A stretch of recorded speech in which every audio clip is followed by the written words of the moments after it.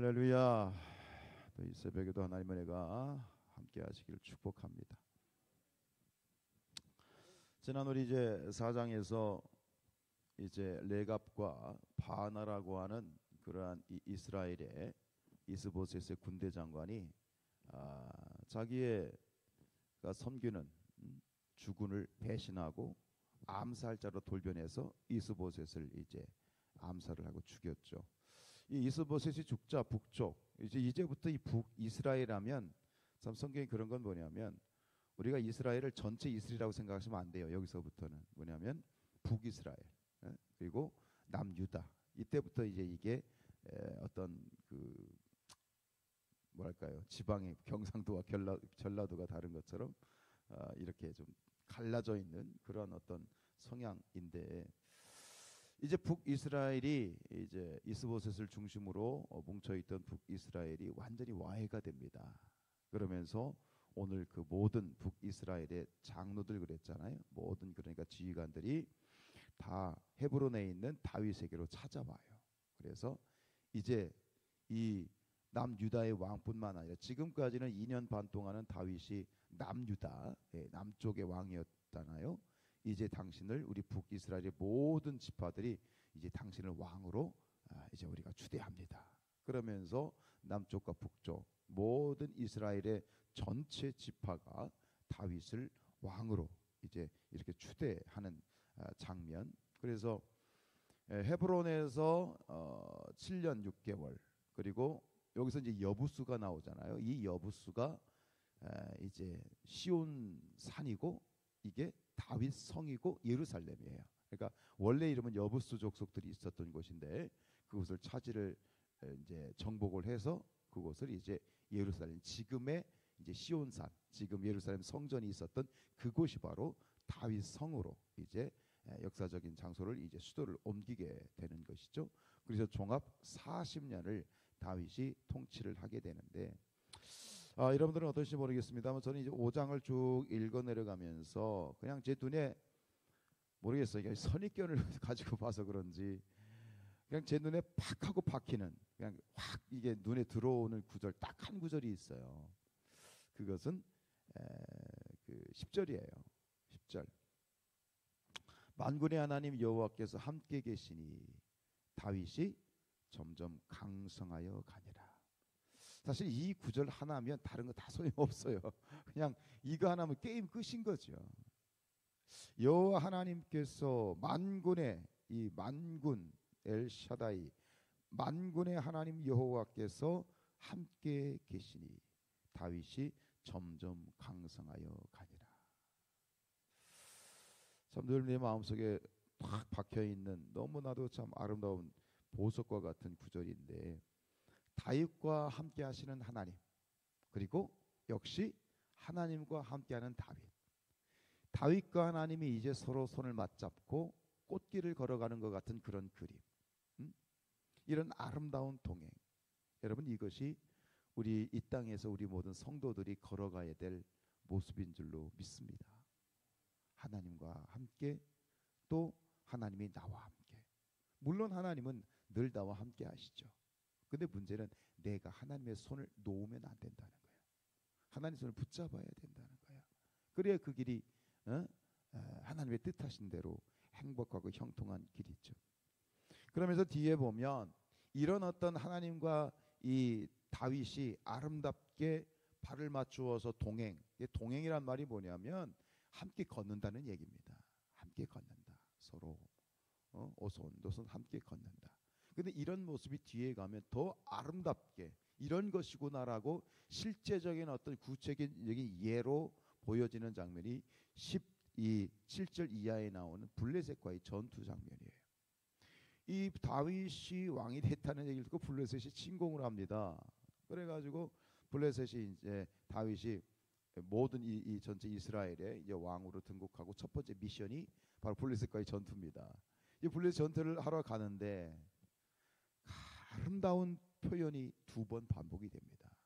뭡니까?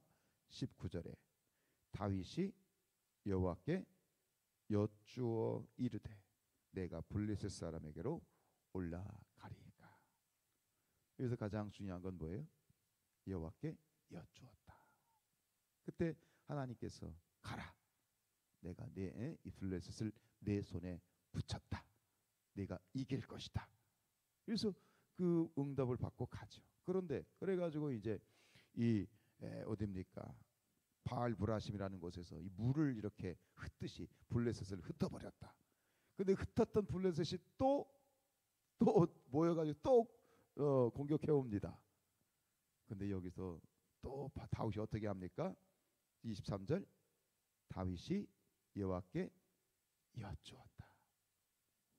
그냥 우리가 생각 없이 보면 너무 당연한 것처럼 보이지만 연거푸 2번씩이나 다윗은 앞에서 승리했으면 그냥 공격할 수도 전투에 참여할 수도 있는데 다윗은 다시 물어요.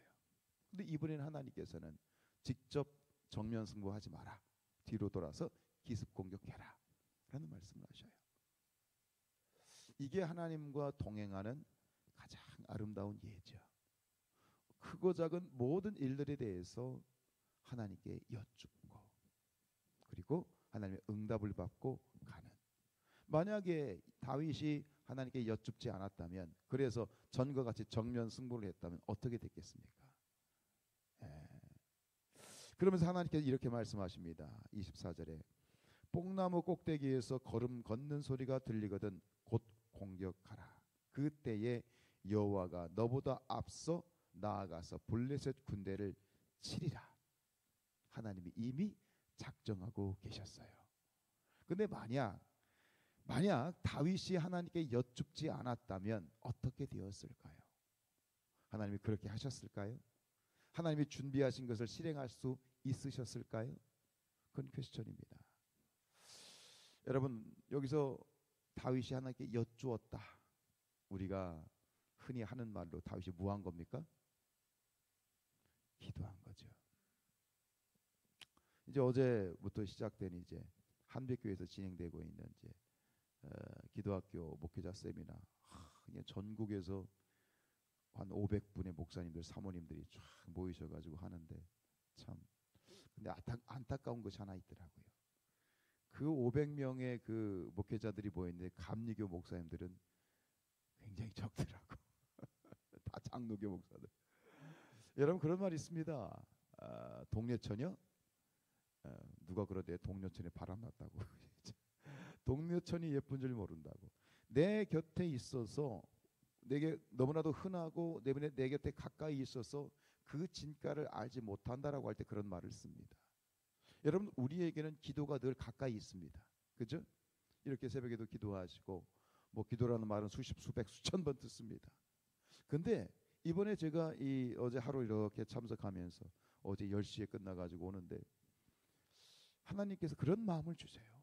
동네천이 이쁜 줄 모른다. 기도를 하긴 하는데 기도라고 하는 셈이 있어. 기도라고 하는 우물이 있는데 그 우물에 그냥 살짝 우물 겉에 있는 물을, 그 기도의 물을 마시면서 나는 기도를 안다, 나는 기도를 한다라고 지금까지 생각해 온 것은 아닌가. 그 샘에 진짜 시원하게 하는 그 물은 어디 있어? 겉에 있어? 속에 있는 거야? 저 깊은 곳에 있는 물을 끌어올릴 때 그 우물과 샘의 진가가 있는 거거든.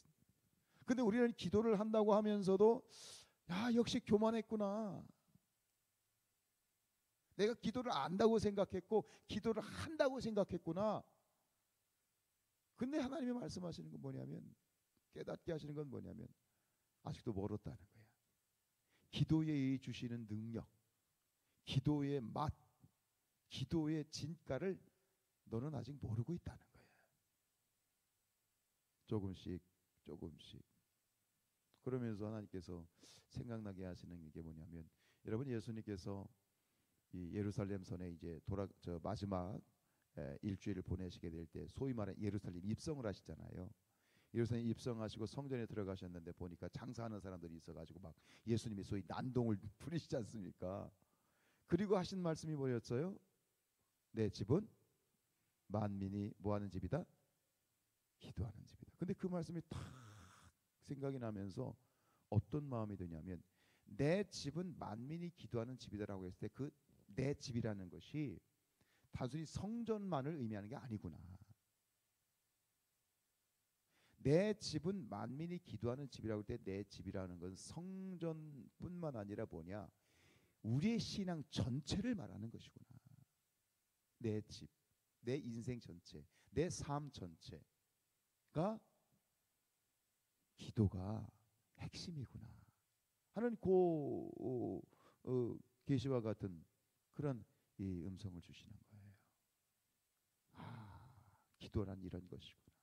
전에는 생각하지 못했던, 깨닫지 못했던 그 이 계시가 임하는 거예요. 내 집은 만민이 기도하는 집이다. 신앙에 있어서의 가장 핵심이고, 그래서 기도를 앞서지 말라고 하는 것이고 하는 그런 깨달음이 쫙 오는 거예요. 여러분, 기도가 답이에요. 처음 들어보시는 거 아니죠? 근데 우리는 이 수박 겉핥기식으로 그냥 겉만 핥아먹는 식으로 좀 기도한다고 나 기도하는 사람이고 교만 떨고 의시되고 목에 힘주고 있어.